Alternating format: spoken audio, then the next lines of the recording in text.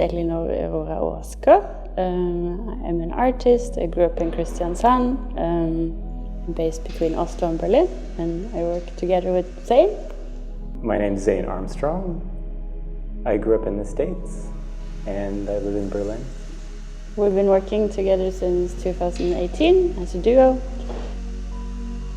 The project that we're presenting here is initially conceived of as scenography for a kind of cafe.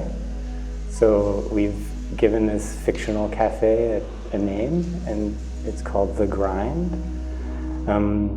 which we see as something that points both to coffee but also labor, which is sort of maybe the joke or one of the main themes of the project. There's three main pieces. One is a large-scale wall piece, which you can see behind us. It kind of has three parts, but overall the idea is that it represents a computer desktop, a sort of expanded or exploded idea of a computer desktop, that the images sort of become three-dimensional, that the desktop is reflective and you can see through it. And it also moves, and it's much larger than life and consuming. And then there's a kind of espresso bar sculpture that's also a conveyor belt. Yeah, and a spinning cafe table that's maybe more of a representation of a UFO. I think our project is a lot about experience economy, for good and for worse. So we hope that the audience will experience something.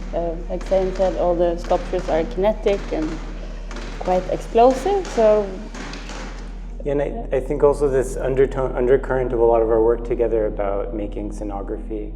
We're definitely making sculpture that's about framing people and framing drama and conversations around stuff.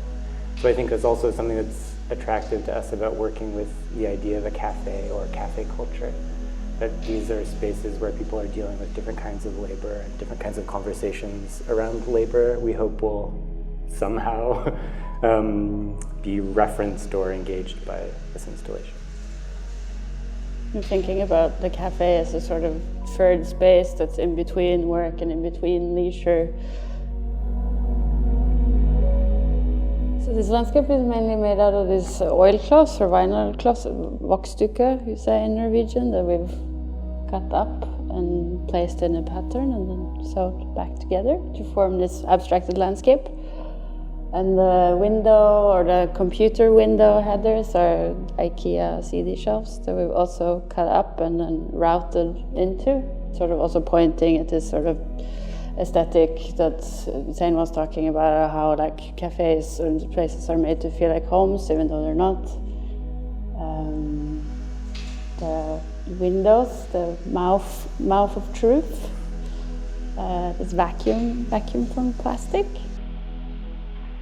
And then the middle pane has a representation of Venus de Milo, or Aphrodite de Milo.